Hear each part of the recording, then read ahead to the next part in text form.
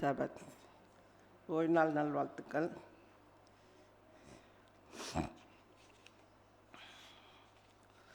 இன்றைக்கி என்ன பார்க்க போகிறோன்னா, மாரநாதா புக்கில் இருந்து நித்திய கண்மலை வழங்கும் சத்திய விருந்து அப்படிங்கிற தலைப்பில் அம்மையாருடைய தரிசனத்தை பற்றி இன்றைக்கி கொஞ்சம் பார்க்கலாம். தலைப்பு என்னென்னா, தேவனுடைய மக்களுக்கு வரப்போகின்ற அசைக்கப்படுதலை பற்றி ஒரு தரிசனம். அப்போ அம்மையார் என்ன தரிசனம் காண்றாங்கன்னா, கடைசி காலத்தில் என்ன நமக்கு வரப்போகுதுங்கிற பற்றி ஒரு தரிசனத்தை சொல்கிறாங்க. ஒரு வசனம் எசேக்கியேல் 38:18-19 என் உக்கிரம் என் நாசியில் ஏறும் என்று கர்த்தராகிய ஆண்டவர் சொல்லுகிறார். அந்நாளிலே இஸ்ரவேல் தேசத்திலே பெரிய அதிர்ச்சி உண்டாகும் அப்படின்னு அந்த வசனம். அப்போ அவங்க தரிசனத்தில் அம்மையார் என்ன பார்க்குறாங்கன்னா, ஒரு சிலர் கூட்டம் எப்படி இருக்கிறாங்கன்னா, பலத்த விசுவாசத்தோடும் கடும் துயர் நிறைந்த கூக்குரலோடும் யார்கிட்ட போய் மன்றாடுகிறாருன்னா, தேவனிடத்தில் மன்றாடுகிறது அம்மையார் தரிசனத்தில் பார்க்குறாங்க. அவர்களுடைய உண்மை போராட்டத்தை வெளிப்படையாக காட்டும் வண்ணமாக அவர்களது முகங்கள் வெளுத்ததும். அப்போ எப்படின்னா, அந்த சில அப்படிங்கிறவங்க ஒரு பலத்த விசுவாசம். பலத்த விசுவாசம்னா எப்படி? பலத்த விசுவாசத்தோடு அதிகமான ஸ்ட்ராங்காக அந்த ஒரு விசுவாசத்தோடும் கடும் துயர் அப்படி உள்ள ஒரு நிறைந்த ஒரு கூக்குரலோடும் தேவனிடத்தில் மன்றாடுறாங்க. அப்படியாப்பட்டவங்ககிட்ட இருக்கிறப்ப அவர்கள் முகங்கள்லாம் வெளுத்து போயிடுது. கடவுளுடைய அந்த இடத்துல ஜெபம் பண்ணி அவங்க கேட்குறப்ப அவங்க முகம்லாம் எப்படி இருக்குதுன்னா வெளுத்து இருக்குன்னா எந்த சமயத்தில் முகம் வெளுக்கும்? மனிதனுக்கு பயத்தில் வரும். வேதனைனா ஒரு நம்ம சராசரி நமக்கு தெரிஞ்சதே பேசுவோமே. ஒரு பெண் ஒரு பிரசவ நேரத்தில் அந்த பொண்ணுக்கு எவ்வளவு கடும் துயரத்தில் அவங்க முகம் வரும்போது வெளியிடணும். ஒரு பயத்தில் அவங்க முகம் வெளியிடப்படும். அதுபோல் ஒரு சிறு மந்தை ஜெபம் பண்ணி தேவனிடத்தில் ஜெபம் பண்ணுறாங்க. மிகவும் எப்படி இருக்கிறாங்கன்னா, பதற்றமடைந்து காணப்பட்டனர். கடவுள்கிட்ட பதற்றத்தோடு அவங்க ஜெபம் பண்ணிக்கிட்டு உறுதியும் அதிக ஆர்வமும் அவர்களது முகங்களிலே காணப்பட்டது. அப்போ ஜெபத்தில் எப்படி இருக்கிறாங்கன்னா, ரொம்ப வைராக்கியம் அவங்க மனசில் ரொம்ப ஆர்வம், கடவுளோடு நெருங்கி அந்த இடத்துல ஜெபம் பண்ணுறதை பார்க்குறோம். அவர்களது நெற்றியிலிருந்து பெரும் வியர்வை துளிகள் விழுகிறது. அப்போ கடவுளிடத்தில் அவங்க அந்த ஒரு சிலர் இப்போ சபையில் இருக்கிறோம்னா எல்லாருமே கடவுள்கிட்ட ஒரு ஐக்கியமாக ஒரு அன்பாக அவரோட ஜெபத்தில் எல்லாருமே ஒருமனப்பட்டவர்களாக இருக்கலை. ஏனோ வரோம் போகிறோம், வந்துட்டோம் சர்ச்சுக்கு, இப்போ ஏதோ ஒரு சத்தியவாசந்த காதில் வாங்கினோம் போகிறோம் தான். அந்த உருக்கங்கிறது எல்லாரிடத்துலையுமே கிடையாது. அப்படி இருக்கிறப்ப அவங்க எப்படி ஜெபிக்கிறாங்கன்னா, மன உருக்கத்தோடு ஜெபிக்கிறப்ப அவர்கள் நெற்றியிலிருந்து பெரும் வேர்வை துளிகள் வருது. அப்போ இந்த வேர்வை துளி மாதிரி எந்த இடத்துல இன்னொரு இடத்துல நம்ம பைபிளில் படிச்சிருக்கோம். யார்கிட்ட வேர்வை துளிகள் இரத்தமாக வந்தது? கெத்செமனே தோட்டத்தில் இயேசு கிறிஸ்து ஜெபம் பண்ணுறப்ப அவர் நெற்றியிலிருந்து இரத்த வேர்வை துளிகள் வந்தது. அதுபோல் இந்த சிறு மந்தைகள் ஜெபம் பண்ணுறாங்க, கடவுளிடத்துலேருந்து மன்றாட. இப்படி மன்றாடும் போது எதிரியானவன் விடுவானா? இந்த சிறு மந்தையை பார்த்து இவ்வளோ வைராக்கியமாக கடவுளோட போராடி ஜெபிச்சுக்கிட்டு இருக்கவங்கள சாத்தானை விடமாட்டான். அப்போ என்ன செய்கிறான்னா, அந்த கெடுதல் செய்யும் தூதர்கள் அவர்களை சுற்றி நெருக்கி அங்கு இருக்கும் இருள் அவங்கள கவர் செய்கிற மாதிரியும் இயேசுவை அவர்கள் பார்வையிலிருந்து விலகணும். ஏன்னா இப்போ ஜெபம் பண்ணுறமே நம்ம கடவுளோட உறவோடு அவங்க ஜெபம் பண்ணுறாங்க. ஏனோ தானோன்னு அந்த இடத்துல அந்த சிறு கூட்டம் ஜெபம் பண்ணல. அப்படி இருக்கிற இடத்துல இவன் எப்படி ஒரு சாத்தான் அப்படியா கடவுளுடைய பிள்ளைகளை எப்படி வஞ்சிக்கிறான்னா, இருள் கவியும்படியும் செய்து இயேசுவை அவர்களது பார்வையில் நின்று மறைக்கும்படியாக பெரும் முயற்சி செய்தார்கள். அதன் மூலம் அவர்களது எண்ணங்கள் தீய தூதர்கள் சுற்றியே இழுக்கப்பட்டு இவ்வாறாக. அப்போ அவங்க வந்து கடவுளோட தொடர்பு கொண்டு கடவுளுடைய எண்ணங்கள் சிந்தனைகள் கடவுளை வைத்து ஜெபம் பண்ணாதபடிக்கு சாத்தான் வந்து பல இடையூறுகளை கொண்டு அவர்கள் மத்தியில் போடுறாங்க. அவர்கள் தேவனை நம்பாமல் அப்படி ரொம்ப கஷ்டம் கொடுக்குறப்ப என்ன செய்கிறோம், நம்மளாம் ரொம்ப கஷ்டப்படுறப்ப அப்பா இந்த இவ்வளோ பெரிய பாடு போத்துறோம், நமக்கு எதுக்கு, நம்ம இதை விட்டு இந்த சக்தியை விட்டு விலகி போயிடலாம், அப்படி போயிடுவாங்க அப்படிங்கிறத வச்சு சாத்தான் வந்து அவ்வளோ உபத்திரவத்தை கொடுக்குறான். அவர்கள் தேவனை நம்பாமல் அவருக்கு விரோதமாக முறுமுறுக்கும்படி அவர்களை வழிநடத்தலாம் என முயன்றார்கள். சாத்தான் வந்து அவங்கள எப்படியாவது நம்ம வழியில் இழுத்து கொள்ளலாம், கடவுளோட நம்ம வந்து அவங்க இருக்கக்கூடாது அப்படின்னு சாத்தான் நிறைய முறையில் வந்து அவங்கள வந்து தாக்கிக்கிட்டு வரான்.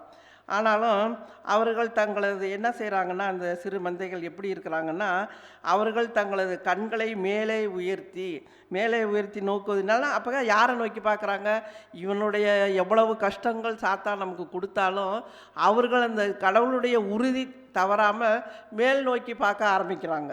எப்படி மேல் நோக்கி எப்படி என்ன செய்கிறாங்கன்னா, அவர்கள் ஒரே பாதுகாப்பு இருந்தது. யார் இருக்க, நம்ம மேல் நோக்கி யார் இருக்கிறா, இயேசு கிறிஸ்து இருக்கிறார், அவர் தான் நமக்கு பாதுகாப்புங்கிறத அவங்க உணர்ந்து பார்க்குறாங்க.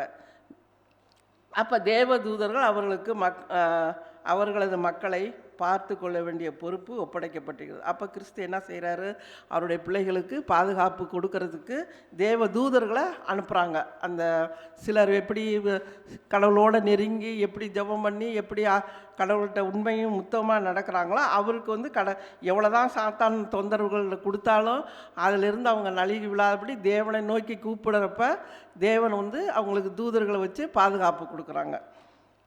பரலோகத்தின் தூதர்கள் தொடர்ச்சியாக அவர்கள் மீது தங்களது செட்டைகளால், அது எப்படி ஒரு பாதுகாக்கிறாங்க பாருங்கள், செட்டைகளால் தொடர்ந்து விசிறி அங்கிருந்த அந்தகாரத்தை சிதறடித்து கொண்டார்கள்.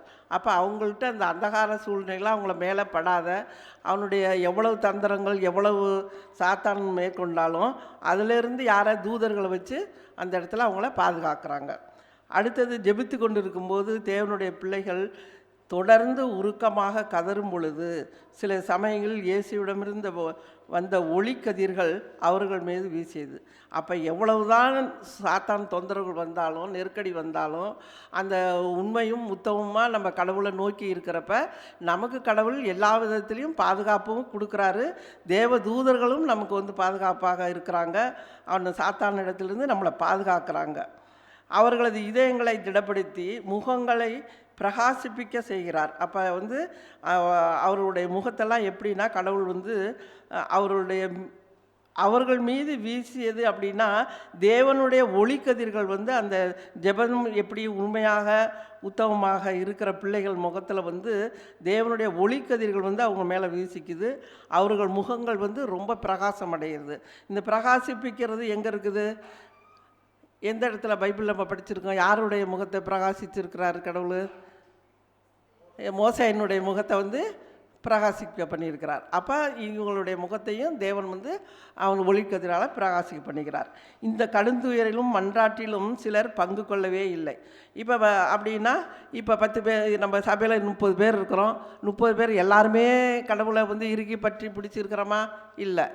சில பேர் என்ன பண்ணுறாங்க, ஏனோ தானோ வந்தோம் போனோம் அப்படின்னு ஒரு கடமைங்க மாதிரி வந்துக்கிட்டு இருக்காங்க. அந்த மாதிரி கூட்டத்தில் அங்கே இருக்கிறவங்க சிலர் என்ன பண்ணுறாங்கன்னா, அந்த கடவுளுடைய ஐக்கியம் உள்ள பிள்ளைங்கக்கிட்ட பங்கு கொள்ளவே இல்லை என்பதையும் அம்மையார் வந்து பார்க்குறாங்க. அவர்கள் விருப்பு வெறுப்புமின்றி கவலையற்று காணப்பட்டார்கள். இதை ஒரு வந்தோம் கடவுளுடைய பாதத்துக்கு வந்து அவரை நம்புவோம் விசுவாசிப்போம் முழுமையாக இல்லாமல் ஒரு சிலர் வந்து அது மாதிரி விலகி அந்த போயிடுறாங்கங்கிறதையும் அம்மையார் பார்க்குறாங்க. அப்போ வந்து அவர்கள் விருப்பும் வெறுப்புமின்றி கவலையற்று காணப்பட்டார்கள்.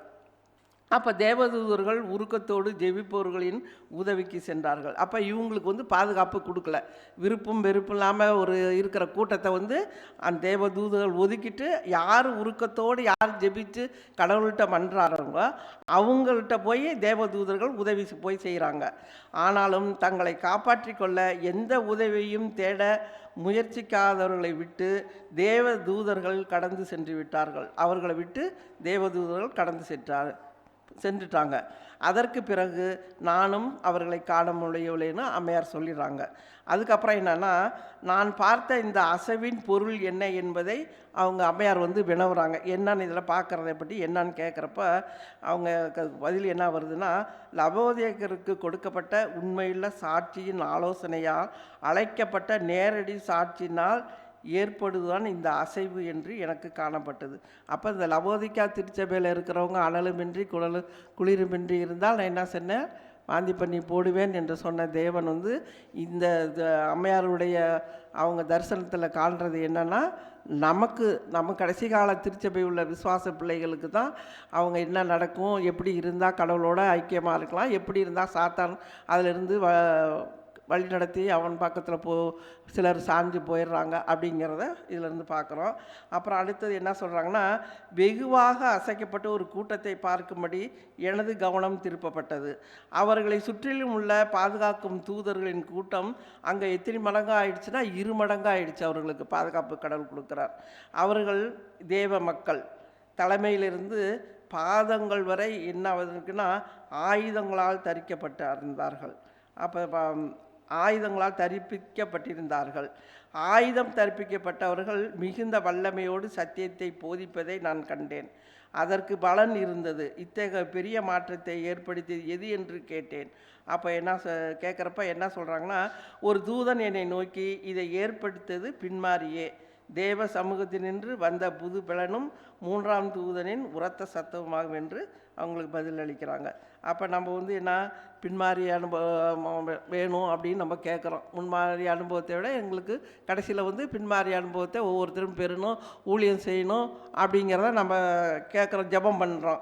அப்போ எப்படி நம்மக்கிட்ட என்ன ஆயுதம் தரித்து இருக்கணும்னா, நம்ம அவங்க பாதத்திலிருந்து தலையிலிருந்து பாதங்கள் வரலையும் ஆயுதங்கள் தடுக்கப்பட்டிருந்த ஆயுதங்கள்னால் சர்வாயுத வர்க்கத்தை அவங்க சத்தியம் என்னும் கேடகத்தை பிடித்து இருந்தது போல் நம்மளும் பின்மாறி அனுபவத்தை பெறணுன்னா அவங்க எப்படி இருந்தாங்களோ அதுபோல் விசுவாசத்தில் உறுதியாக இருக்கணும். கடவுள் இந்த ஒரு வாய்ப்பை கொடுத்த தேவனுக்கு நன்றி. ஆமென்.